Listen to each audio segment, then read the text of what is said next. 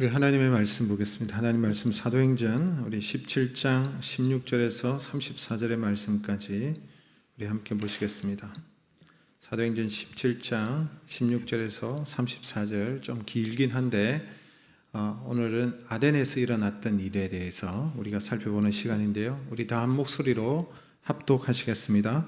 바울이 아덴에서 그들을 기다리다가 그 성에 우상이 가득한 것을 보고 마음에 격분하여 회당에서는 유대인과 경건한 사람들과 또 장터에서는 날마다 만나는 사람들과 변론하니 어떤 에피쿠루스와 스토아 철학자들도 바울과 쟁론할세 어떤 사람은 이르되 이 말장이가 무슨 말을 하고자 하느냐 하고 어떤 사람은 이르되 이방신들에 전하는 사람인가 보다 하니 이는 바울이 예수와 부활을 전하기 때문이로라.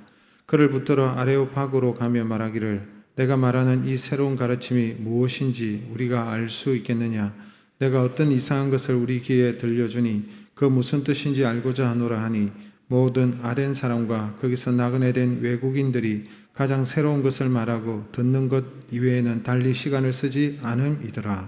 바울이 아레오파고 가운데 서서 말하되 아덴 사람들아 너희를 보니 범사에 종교심이 많도다.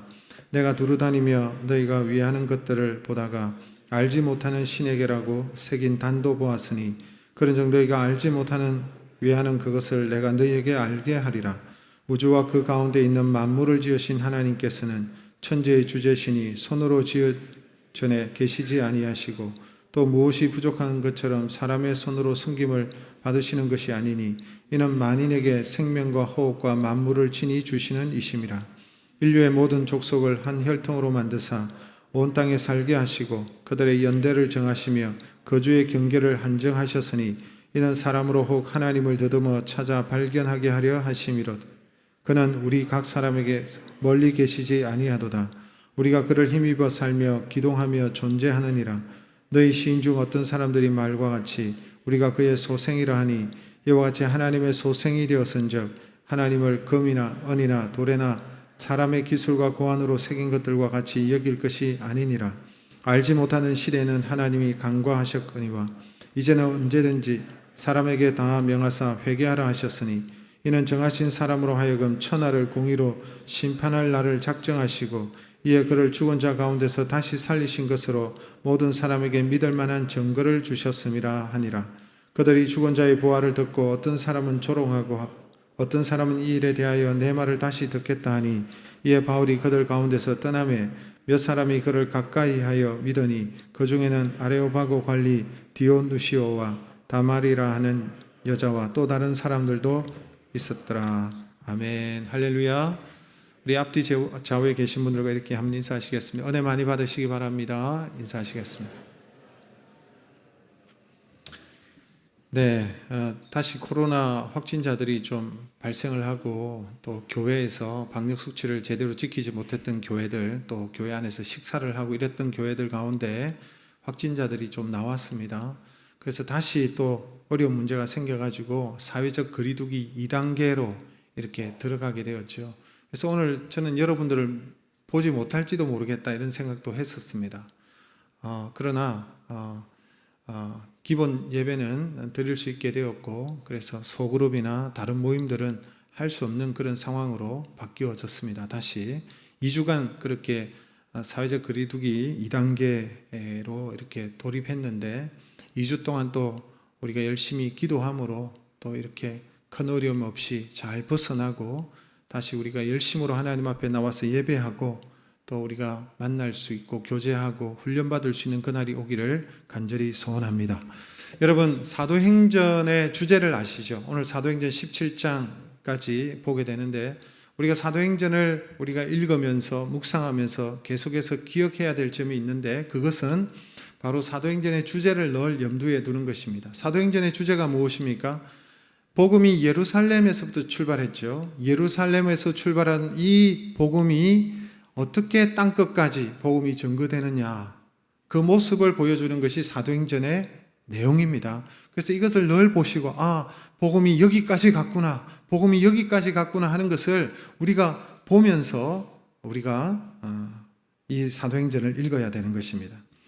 부활하신 예수님 앞에서 우왕좌왕 어찌할 바를 모르는 제자들에게 예수님께서 말씀하셨잖아요. 사도행전 1장 8절에 성령이 너희에게 임하시면 너희가 권능을 받고 땅 끝까지 내 증인이 되라. 그래서 정말 약속하신 성령이 임하셨고 이들이 성령을 받고 난 다음에 복음을 땅 끝까지 전하는 내용이 사도행전의 말씀이지 않습니까? 그래서 사도행전의 마지막 장인 28장 끝절에 보면 당시 이스라엘 사람들이 땅 끝으로 생각했던 데가 어디냐니 바로 로마잖아요.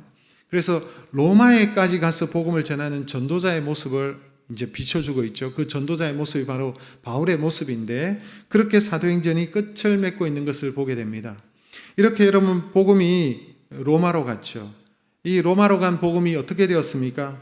그 후에 아주 빠른 속도로 로마 제국 전역을 이제 뒤덮게 되고 복음이 퍼지게 되고 불과 기원 후 200년 만에 로마 정부가 손을 쓸지 못할 정도로 복음이 급속도로 확산이 된 것을 보게 되는 것입니다. 여러분 이것은 대단한 속도라고 할 수 있습니다. 다른 종교에 비해서 그렇다는 것이죠. 예를 들면 불교는 어떻습니까? 기원전 600년에 인도에서부터 불교가 시작되었는데 이 불교가 중국을 거쳐서 우리나라까지 들어오는데 무려 몇 년이 걸린 줄 아십니까? 1000년이 걸렸습니다. 1000년이. 그만큼 오랜 시간을 걸쳐서 불교가 들어왔던 것을 보게 되는 것이죠. 그에 비해서 여러분 우리가 이 기독교 복음이 얼마나 급속도로 확산이 되었는지 우리가 잘 알게 되는 것이죠. 여러분 사도행전을 기록한 누가는 왜 이렇게 복음이 이렇게 빠르게 확산이 되었을까? 거기에 대한 우리가 질문을 가질 수 있는데 우리가 사도행전을 통해서 우리가 볼 수 있는 것은 곳곳에 이렇게 복음이 빠르게 확산되어진 첫 번째 이유는 바로 성령님 때문에 그렇다. 인간의 힘이 아니라는 거예요. 인간이 복음을 전함으로 해서 이렇게 빠르게 확산이 된 것이 아니라 성령이 너희에게 임하시면 너희가 권능을 받고 그래서 성령의 능력으로 말미암아 복음이 이렇게 빠르게 확산이 되었다는 것입니다. 그래서 누군가는 사도행전을 성령행전이라고 불러야 된다라고 말을 하기도 합니다. 사도들의 역사가 아니라 성령의 역사라는 것이죠. 그리고 또 우리가 빼놓을 수 없는 간과되어서는 안 되는 내용이 무엇입니까? 그것은 바로 성령의 권능을 입은 사람들, 이 성령님께 쓰임받았던 사람들, 이 사람들이 능력 있는 전도자였기 때문에 그렇습니다. 베드로와 또 사도 바울과 요한과 이런 여러분 능력 있는 전도자들이 있었기 때문에 복음이 이렇게 빠르게 확산이 된 것이죠. 여러분 그 중에서도 이방인의 사도라고 할 수 있는 사도 바울은 여러분 유럽을 3바퀴 반이나 돌면서 복음을 전했던 능력의 전도자였습니다. 그로 인하여서 여러분 복음이 이렇게 유럽 전역을 다 뒤덮게 되고 복음이 확산이 되었다라고 볼 수가 있습니다. 왜 이런 말씀을 드리냐 하니까 사도 바울은 그 시대에 전도자로서 전도인으로서의 사명을 감당했죠. 오늘날에 여러분 전도자는 누가 되어야 되는 것입니까?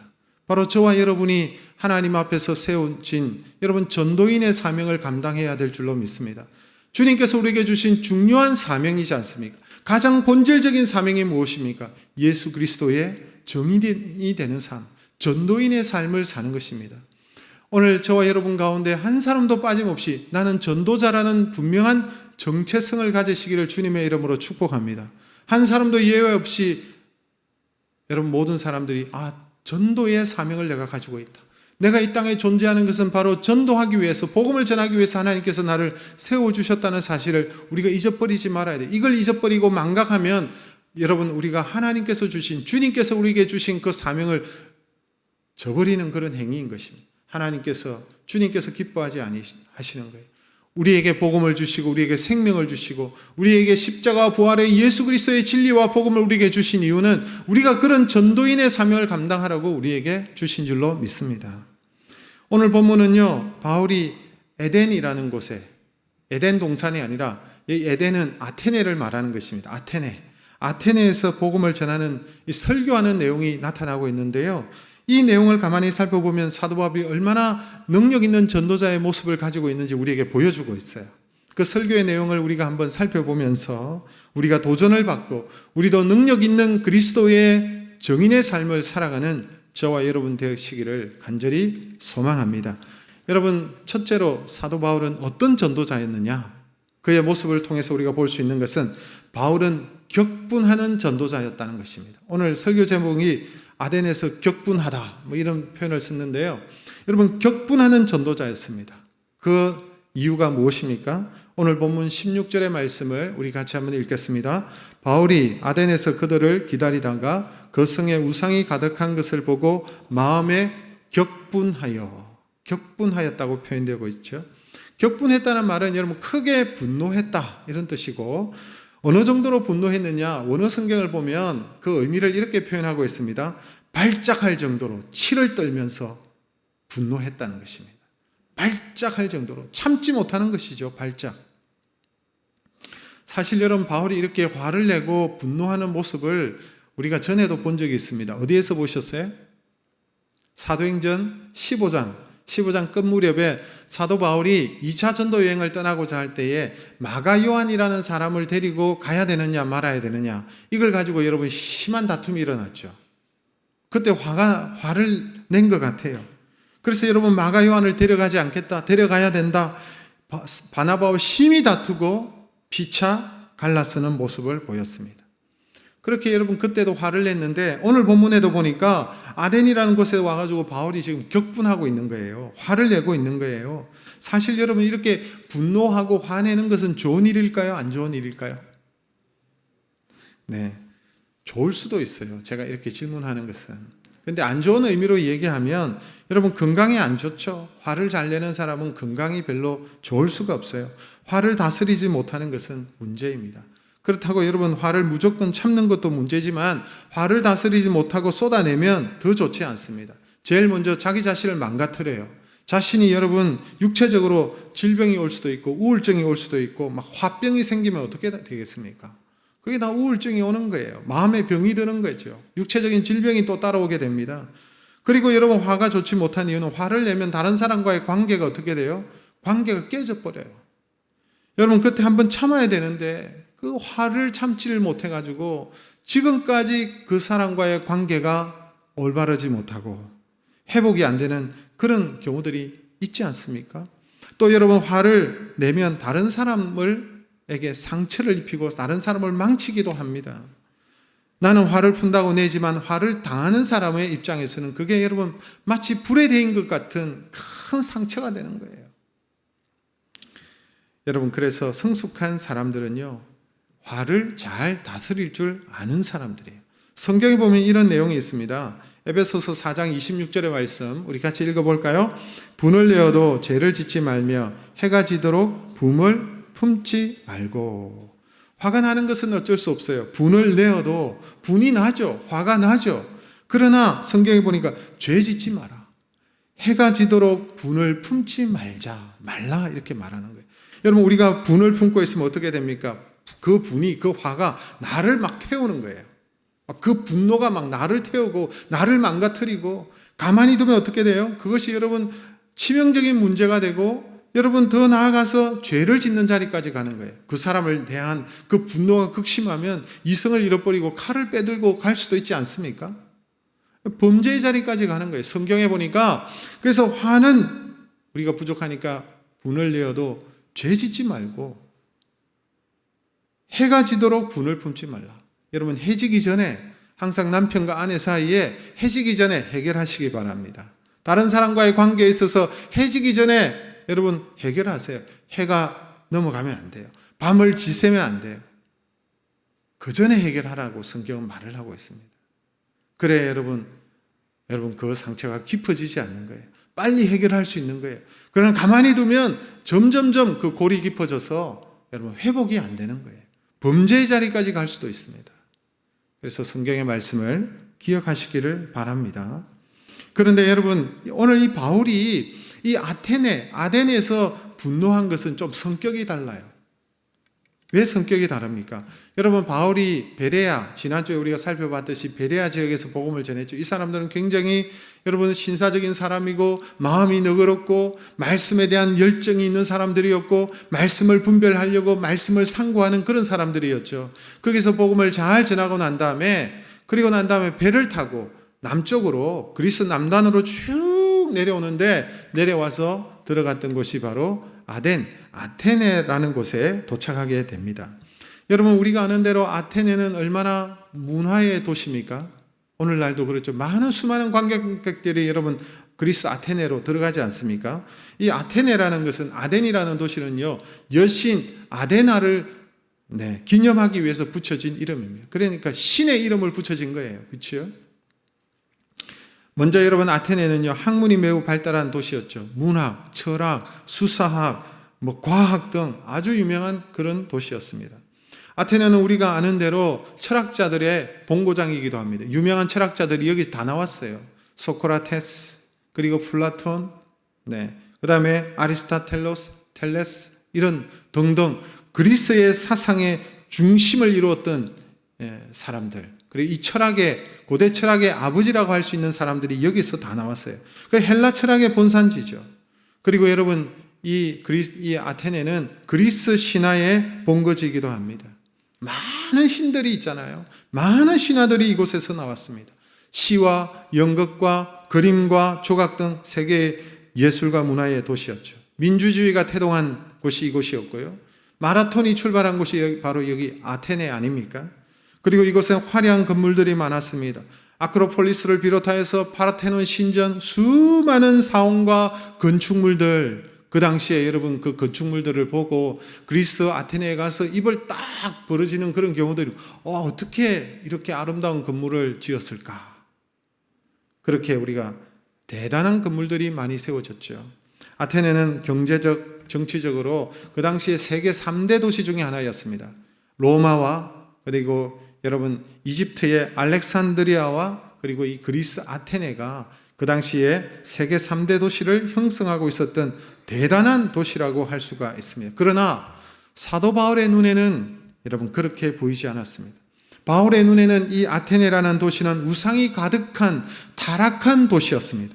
실제로 여러분 300여 종류의 신들이 있었고요, 신화가 있었고요, 우상이 있었고 3만여 개의 여러분 신상들이 존재했던 도시였습니다. 그 많은 우상들을 보면서, 타락한 이 도시를 바라보면서 사도 바울이 격분하였다라고 표현하고 있습니다.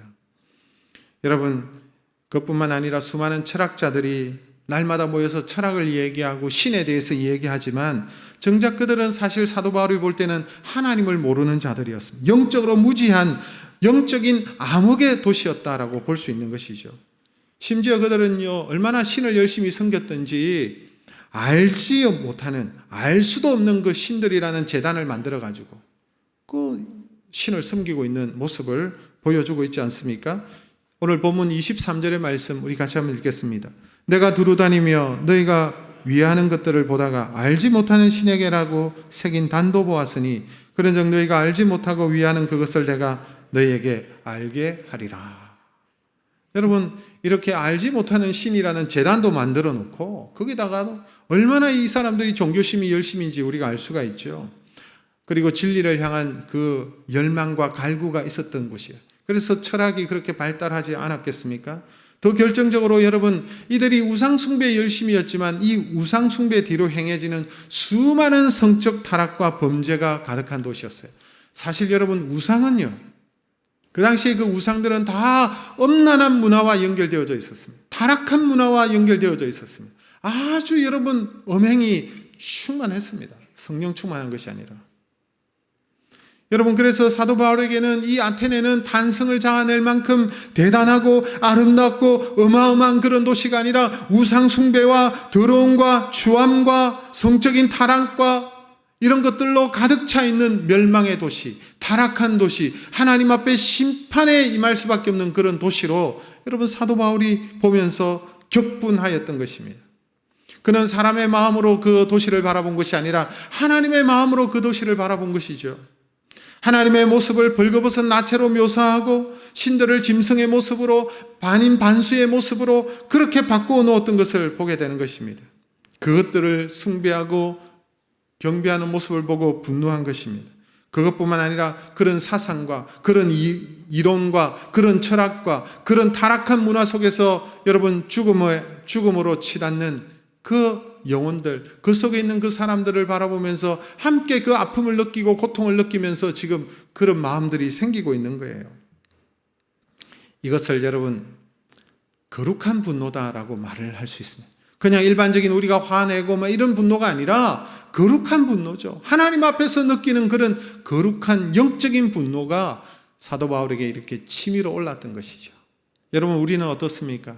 이런 타락한 문화와 우상들을 바라보면 여러분 그런 거룩한 분노들이 우리에게 일어나는지 모르겠습니다. 아, 그런가 보다, 화려하네, 좋네, 뭐 이런 것이 아니라, 여러분, 저는 이 아테네를 보면서 우리나라의 현실을 한번 생각해 봤습니다. 여러분, 우리나라 어떤 나라입니까? 대단한 나라, 그렇죠? 세상의 세계 모든 사람들이 여러분 한국에 대한 관심을 가지고 있습니다. 어떻게 이 나라가 이렇게 급속도로 발전했느냐? 어떻게 이 작은 나라가 이렇게 크게 성장했느냐? 너무나도 대단하고 화려하게 발전한 이 나라의 모습을 보고 많이들 놀라지 않습니까? 한강의 기적을 넘어서 전 세계를 깜짝 놀라게 하는 나라, 세계 경제 대국 10위권에 있는 나라, 최첨단 기술, IT 기술을 가지고 있는 나라, 유엔 사무총장이 나오고 K-팝과 K-드라마가 세계를 들썩이고, 여러분 한국인 가수가 가서 노래를 부르고 그렇게 하면 열광하는 그런 시대가 오늘 여러분 이런 시대가 되지 않았습니까? 도시들은 거대한 빌딩과 화려한 건물들로 가득한 그런 나라가 되었어요.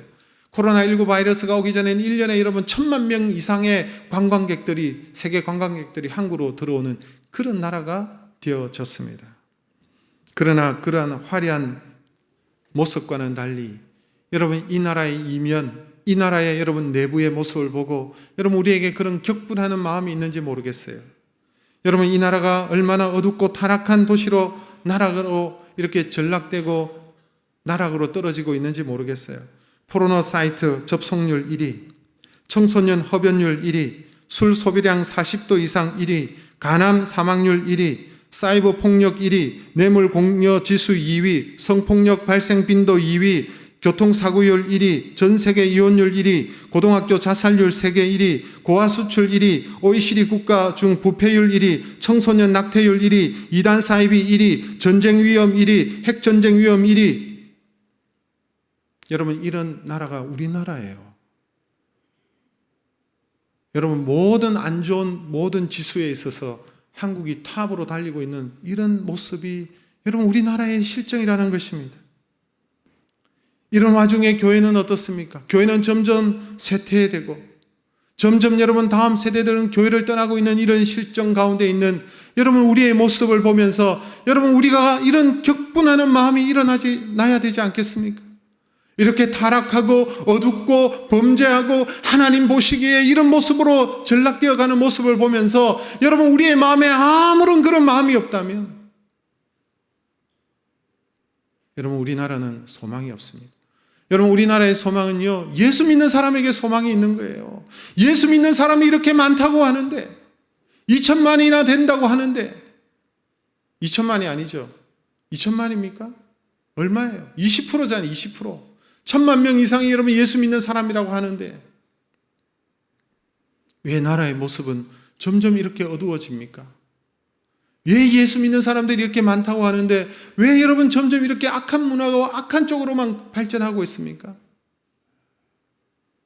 우리가 여러분 주님께서는 우리에게 소금이 되라 빛이 되라고 얘기하시는데 소금이 되고 빛된 우리의 모습을 우리가 보여주지 못하는 이런 모습을 보고 우리가 여러분 가슴을 쳐야 되지 않겠습니까? 우리가 진정한 그리스도인이라면 우리에게는 보이는 것 뒤에 있는 이면의 세계, 이 영적인 위기를 보면서 영적인 위험함을 보면서 그로 인하여 거룩한 분노를 가져야 되는 것이 당연한 것인데 그냥 막연하게 잘 되겠지, 나와는 상관없지, 나라고 어찌할 수 있느냐, 그렇게만 생각한다면 너무나도 하나님 보시기에 너무나도 잘못된 모습이지 않겠습니까? 바울에게는 사람을 향한 분노가 아니라 하나님의 마음을 가졌기 때문에 분노하는 거예요. 인간의 혈기를 가지는 분노가 아니라 하나님의 마음을 가진 전도자로서 세상을 덮고 있는 이 죄와 우상을 향한 거룩한 영적인 분노가 있었기 때문에 복음을 전하지 않고는 견딜 수 없는 마음이 그에게 있었기 때문에 그는 불타는 마음으로 어디를 가든지 영적인 거룩한 분노를 안고 복음을 전하는 그 전도자의 사명을 감당하고 있었다는 것입니다. 여러분, 그러나 우리는 어떻습니까? 사도 바울의 마음에 비추어서 우리는 어떻습니까? 100분의 1이라도 10분의 1이라도 여러분 이 사도 바울과 같은 마음을 가지고 이렇게 전도자의 사명을 우리가 감당하고자 하는 모습이 있는지 우리 자신들에게 물어봐야 되지 않겠습니까? 바라기는 저와 여러분도 이 세상을 듣고 있는 악한 문화와 우상을 향한 거룩한 분노를 가지고 어둠의 세력에 사로잡혀 있는 자들을 불쌍히 여기는 마음으로, 주님의 마음으로 전도자의 사명을 감당하시기를 주님의 이름으로 축복합니다. 여러분, 우리의 정체성은 전도자예요. 복음을 전하는 정인의 삶을 사는 것은 여러분, 우리가 놓치지 말아야 될 중요한 사명입니다. 주님께서는 그것을 우리에게 물으실 거예요. 주님 앞에 섰을 때 주님께서는 너가 얼마나 열심으로 복음을 전했느냐, 너가 얼마나 많은 사람들을 나에게로 돌이키기 위해서 예를 쓰고 노력을 했느냐, 전도인의 사명을 감당했느냐, 주님 앞에 섰을 때 그것 주님께서 묻지 않겠습니까? 네가 이 땅에서 얼마나 돈을 많이 벌고 얼마나 높은 명예를 가지고 얼마나 업적을 쌓고 그걸 물으실까요? 아니에요.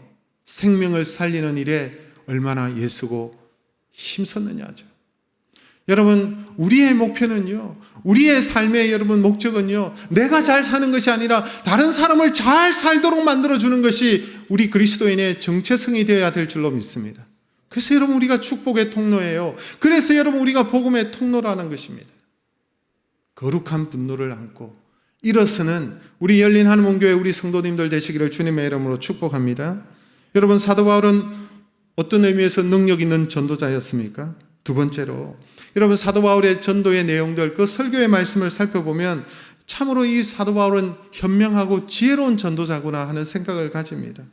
믿지 않는 사람들을 전도하기 위해서 그 믿지 않는 자들의 영적인 상태를 보고 그들의 필요가 무엇인지, 그들이 무엇이 여러분 그들에게 있는 빈 공간이 무엇인지 그것을 잘 간파해서 복음을 전하는 모습을 보게 됩니다. 상대의 필요를 발견하고 복음을 전한다는 것이죠.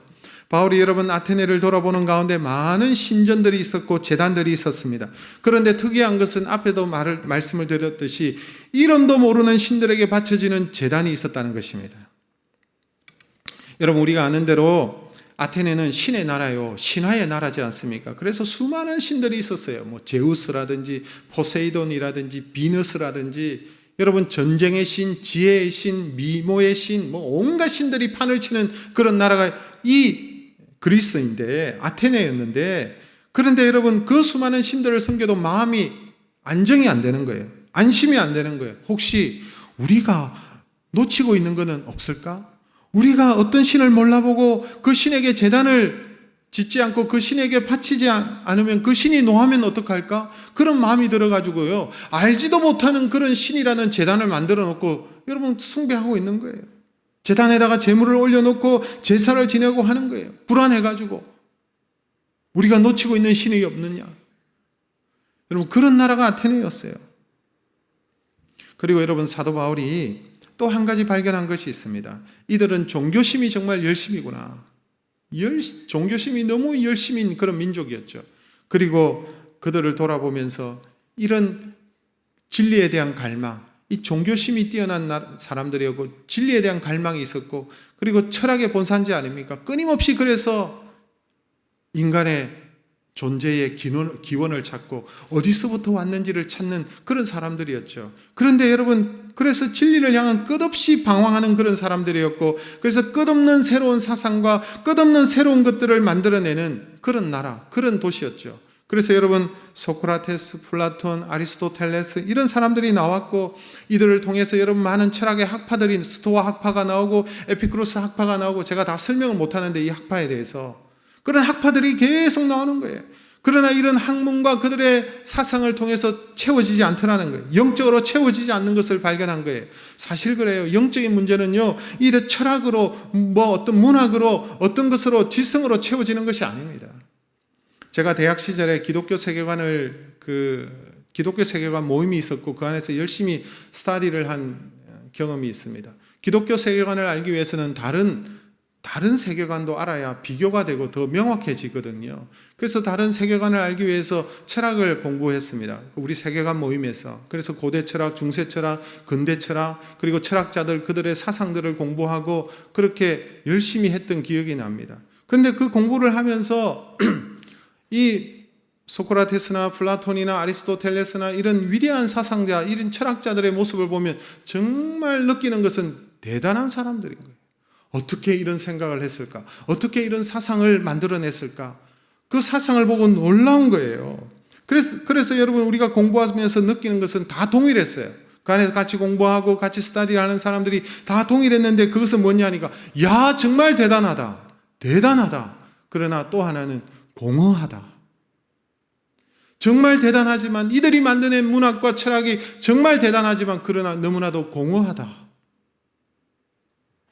그들의 말은, 그들의 지식은, 그들의 사상은 너무나도 그럴싸하고 너무나도 대단한데 그러나 답이 없어요. 공허하다는 거예요. 그것을 발견한 것입니다. 영적으로 허망할 수밖에 없죠. 그러니 여러분 끝없이 뭔가를 새로운 것을 찾고 듣고 싶어하고 알고 싶어하는 거예요. 그래서 사도 바울이 여러분 복음을 전하니까 예수 그리스도의 십자가 부활을 전하니까 새로운 것을 듣잖아요. 그래서 아레오바그로 데려가가지고 우리에게 네가 얘기하는 걸 좀 말해다오라고 지금 요청하는 내용이 오늘 본문에도 나타나잖아요. 그만큼 여러분 열심히 있는 그런 사람들이었지만 공허했던 것입니다. 바울은 이런 사람들의 필요를 본 것이죠. 이들의 모습을, 영적인 상태를 본 것이죠. 그래서 여러분 이들에게 현명하게 지금 접근하는 것입니다. 아테네 시민들을 향해서 내가 보니까 여러분들은 종교심이 많고 열심이 많고 진리를 알고자 하는 그런 마음들이 대단한 사람들입니다. 제가 보니까 참으로 오죽하면 알지 못하는 신에게까지 제단을 만들어 놓고 이렇게 섬기고 있습니까? 그런데도 여러분에게 두려움이 사라지지 않고 여러분에게 공허함이 채워지지 않고 그렇죠? 라고 얘기하면서 접근하면서 이들에게 다가가는 것을 보게 됩니다. 여러분 지혜로운 것이죠. 사도 바울의 모습이. 사람은 하나님을 모르면 영적으로 공허할 수밖에 없어요. 좋은 예가 무엇입니까? 어릴 때 입양을 가잖아요. 갓난아이 때 부모도 모르고 여러분 그 사진 하나 찍었던 그 사진 하나밖에 없는데 그 아이가 어릴 때 여러분 미국으로 유럽으로 입양을 가게 되는데 좋은 부모 만나서 훌륭하게 잘 성장하고 정말 열심히 공부하고 훌륭하게 성장한 사람들이 많아요. 그런데 아이들이 자라고 20살이 되고 성년이 되면 어떻게 합니까? 다시 한국으로 돌아와요. 자신의 친부모를 찾겠다고 돌아와요. 왜 돌아옵니까? 우리 생각에는 나를 버린 그 부모 뒤도 안 돌아볼 것 같은데 돌아오잖아요. 왜 돌아옵니까? 사람은요 자기 뿌리를 알지 못하면 공허하기 때문에 그래요. 내가 누구의 자녀인지 알지 못하면 여러분 공허해요. 그냥 여러분 공중에 붕 뜬 사람처럼 보이잖아요. 자신이 어디서부터 왔는지 알지 못하면 채워지지 않는 거예요. 아무리 성공하고 공부를 많이 해도 그 뿌리를 모르면 여러분 공허하기 때문에 그 친부모를 찾아오는 거예요. 육신의 부모가 그러할진데 하물며 여러분 우리의 영의 아버지이신 하나님을 모르고 어찌 여러분 그 공허함이 채워지겠습니까? 늘 여러분 공허하고 텅 빈 마음이 되는 거예요. 아무리 여러분 열심히 살아도 채워지지 않아요. 채우려고 얼마나 애를 씁니까? 지식으로 채우려고 하고 사상으로 채우려고 하고 학문으로 채우려고 하고 돈으로 채우려고 하고 여러분 뭔가 세상에 업적을 남기기 위해서 어떤 세상적인 목적을 가지고 열심히 채우려고 하지만 그렇게 해서 열심히 달려다 보면 채워지는 것이 아니라 오히려 망가지고 고장이 나잖아요. 육체적으로 여러분 건강이 상하고 여러분 내가 열심히 그 일을 하다 보면 가정은 또 돌아보지 못해서 가정에 문제가 생기고 여러분 열심히 하다 보니까 혼자 외롭고 공허하고 뭔가 이루어 놓은 것 같지만 아무것도 없는 허전함을 느끼고 그게 여러분 인생인 거예요. 그래서 여러분 자신의 존재의 근원을 알지 못하면 그것이 해결되지 않으면 늘 사람은 여러분 빈 공간이 되는 것입니다. 그런 사람들에게 해답을 제공하는 자가 누구예요? 저와 여러분이 그런 사람들에게 해답을 주는 자들입니다. 그런 사람들에게 복음을 전함으로 그들이 해답을 발견하게 만드는 사람들이 바로 그리스도인인 저와 여러분인 줄로 믿습니다. 그게 바로 전도자의 사명인 거예요. 하나님께서 우리를 부르시고 그렇게 해답을 찾고 진리를 찾고 구령 그렇게 여러분 어떤 진리를 찾는 자들에게 여러분 우리가 알기 때문에 그들에게 가르쳐 주는 것 아니에요. 그래서 제자를 삼고 정인이 되라라고 말씀하시는 거예요. 그런데 여러분 우리가 이렇게 안 믿는 사람들을 모으면 무조건 교회로 교회 가자고 막 끌고 와서는 안 돼요. 그렇게 한다고 전도가 되는 것이 아닙니다. 사실 교회에 대한 거부감을 가진 사람들이 얼마나 많아요. 교회에 거부감을 가진 사람 이상한 오해들을 많이 하고 계세요. 알지 못하니까 교회에 대한 어떤 불신, 오해 뭐 이런 것들을 많이 심지어는요 교회 안에서 신앙생활하는 분들도요 오해를 많이 하고 있어요. 헌금하면 목사가 다 가져간다고 생각하는 분들이 있더라고요. 여러분, 그렇지 않죠. 이런 오해가 있고 이런 잘못된 이해를 가지고 있기 때문에 교회에 대한 적대감, 거부감, 그리고 그럴 수밖에 없는 것이 여러분 악한 사단이 그냥 두지 않습니다. 끊임없이 교회를 공격하기 때문에 그런 거부감이 있지만, 그러나 그런 분들을 여러분 복음을 전하기 위해서 어떻게 해야 돼요? 그 사람들의 필요를 발견하는 것이죠. 그 사람의 부족함을 우리가 보아야 되는 거예요. 그래서 그 사람의 필요와 부족함을 알고는 그분들을 위하여 하나님 앞에 기도하고 그분들에게 필요와 그 부족함이 채워질 수 있도록, 여러분 어떻게 하면 그분들에게 복음을 전할 수 있을지 여러분 그 필요를 보고 접근을 해야 되는 것입니다. 그래서 그 기회를 보고 그 빈 공간을 보면서 사도 바울이 알지 못하는 신에게 숨기는 그들의 모습을 보고 그 알지 못하는 그 신이 누구냐? 바로 하나님임을 이렇게 설명하는 그런 내용이 오늘 본문에 나타나는 거예요. 우리도 마찬가지입니다. 우리도 여러분 그런 기회와 필요를 보고 적극적으로 그분들에게 복음을 전해야 될 줄로 믿습니다. 사도 바울은 그들에게 오늘 이런 얘기를 하고 있어요. 26절과 27절의 말씀을 우리 같이 한번 읽도록 하겠습니다. 인류의 모든 족속을 한 혈통으로 만드사 온 땅에 살게 하시고 그들의 연대를 정하시며 거주의 경계를 한정하셨으니 이는 사람으로 혹 하나님을 더듬어 찾아 발견하게 하려 하심이로되 그는 우리 각 사람에게 멀리 계시지 아니하도다. 여러분 무슨 말입니까? 인류는 한 혈통으로 만들었다는 말, 이것은 여러분 어려운 말이 아니라 인류는 한 사람에게서 나왔다는 거예요. 한 사람에게 의해서 인류가 나와서 민족이 나왔다고 말을 하는 것입니다. 그 한 사람이 누굽니까? 사람, 아담이죠.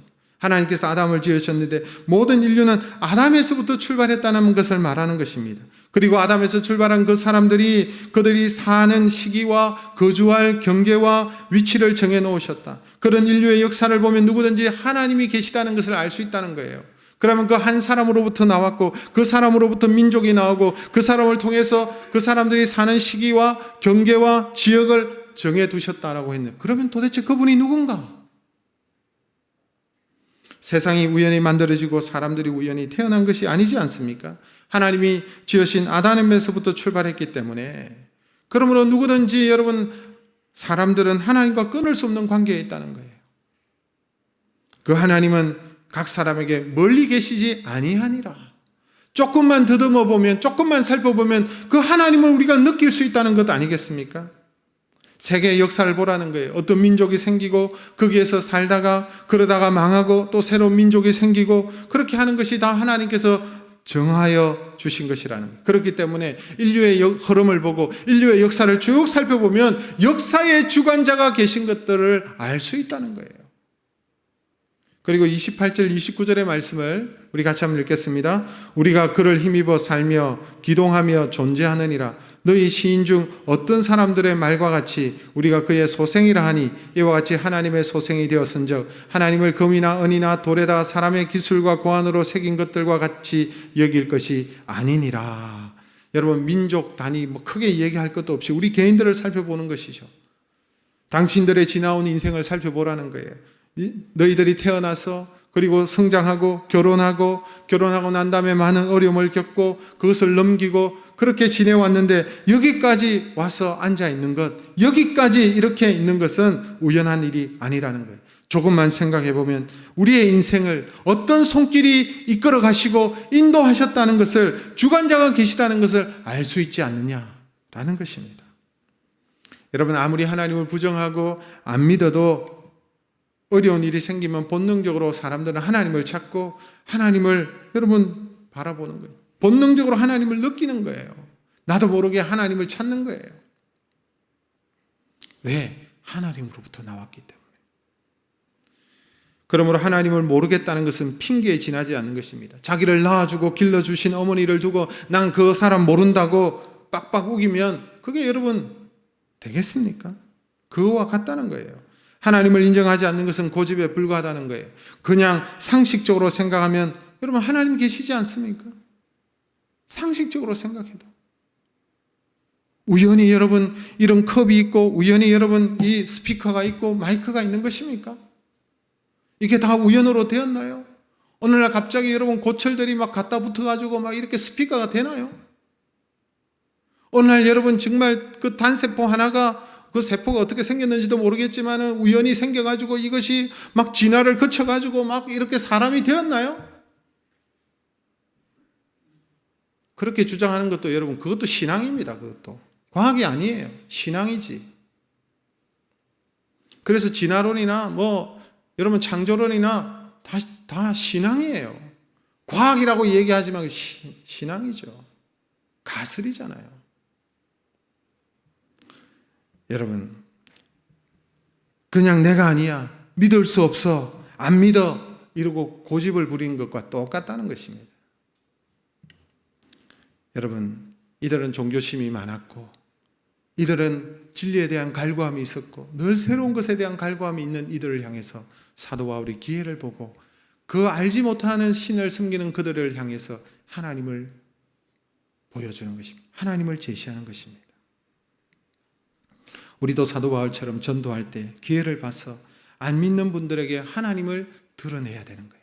그분들과 좋은 관계를 맺으면서 그러면서 그분들을 알아가고 그분들의 필요와 그분의 문제들을 바라보면서 여러분 그분들에게 기회가 될 때에 복음을 전할 수 있어야 되고 하나님을 드러내야 되는 것입니다. 아직 하나님을 모르는 분들에게 예수 믿어 교회 가자 억지로 끌고 가는 것이 아니라 내가 경험한 그 하나님, 내가 만난 그 예수님, 내가 이전에 예수 믿기 전에는 이랬는데 예수 믿고 난 다음에 나의 삶이 이렇게 달라졌고 예수 믿고 난 다음에 나는 이런 해결함을 받았다는 것을 그분들에게 얘기하는 거예요. 그게 여러분 가장 좋은 전도예요. 간증이죠. 간증. 내가 만난 예수 그리스도를 전하는 것. 이것을 하나님께서 기뻐하실 줄로 믿습니다.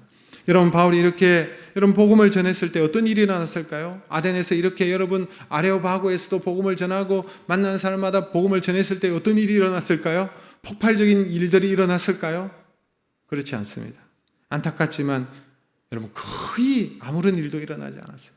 그래서 여러분 어떤 사람은 아데네스의 바울의 전도는 실패다. 아데네스의 전도는 실패했다. 이렇게 얘기하는 사람들이 있습니다. 몇 사람 정도 예수를 믿었던 것 같아요. 그러나 그리고 난 다음에 그 도시를 떠나야만 했지요. 근데 여러분 그렇지 않습니다. 오늘 본문 마지막 절 우리 한번 보고 말씀을 뵙겠습니다. 33절 34절 우리 같이 한번 읽겠습니다. 이에 바울이 그들 가운데서 떠나매 몇 사람이 그를 가까이하여 믿으니 그 중에는 아레오바고 관리 디오누시오와 다말이라고 하는 여자와 또 다른 사람들도 있더라. 사도 바울의 사역이 정말 실패였을까요? 아닙니다. 여기서 눈여겨봐야 될 두 사람의 이름이 나오지 않습니까? 아레오바고 관리 디오누시아와 다말이라고 하는 여자가 나타납니다. 두 사람이 예수를 믿고 난 다음에 바울의 말을 듣고 난 다음에 그냥 여러분 이 사람들이 설거머니 사라졌다면 이 사도행전을 기록한 누가는 이들의 이름을 기억하지 못했을 것입니다. 누가는요 이런 사도 바울과 함께 이런 전도 여행을 마치고 난 한 10년이 지난 뒤에 이 누가가 사도행전을 기록했거든요. 그런데 누가가 이들의 이름을 기억하고 있고 이들의 두 사람의 이름을 여기에 표기하고 있다는 사실은 이 뒤후에 이 아덴에서 이 두 사람을 통하여서 하나님께서 우리가 기억할 만한 그런 무슨 일이 일어났기 때문이라는 것을 쉽게 예상할 수 있는 것입니다. 바울이 이 아테네에서 복음을 전하고 설교한 후에 2000년이 지난 지금 아테네는 어떻게 되어 있을까요? 아테네는 기독교 나라가 되어져 있습니다. 그리스는 여러분 우리와 교리적인 차이는 좀 있지만 그리스 정교가 98%인 크리스찬의 나라라고 할 수 있습니다. 바울이 여러분 그 도시에 들어가서 그가 한 일은 비교 너무나도 작은 일이었지만 중요한 것은 당장은 표가 나고 눈에 드러나지 않지만 할 수 있는 일을 자신이 할 수 있는 일을 거룩한 분노를 가지고 할 수 있는 일을 하고 말씀을 전했을 때에 지극히 작은 그 일을 통해서 하나님께서는 놀라운 일을 이루어 가시더라는 것입니다. 오늘 우리에게 주시는 메시지가 무엇입니까? 우리는 전도자라는 사실이에요.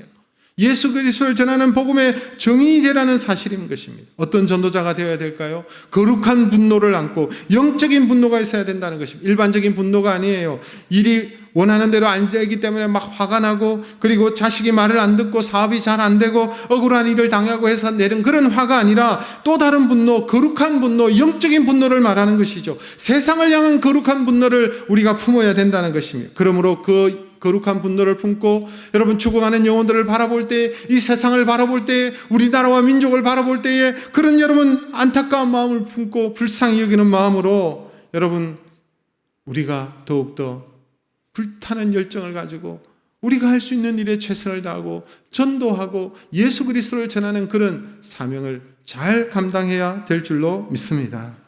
우리는 부족하지만, 우리는 연약하지만 그럼에도 불구하고 우리가 정인의 삶을 실천할 때에 하나님께서는 우리의 작은 모습을 통해서 큰 일을 이루어 가실 줄로 믿습니다.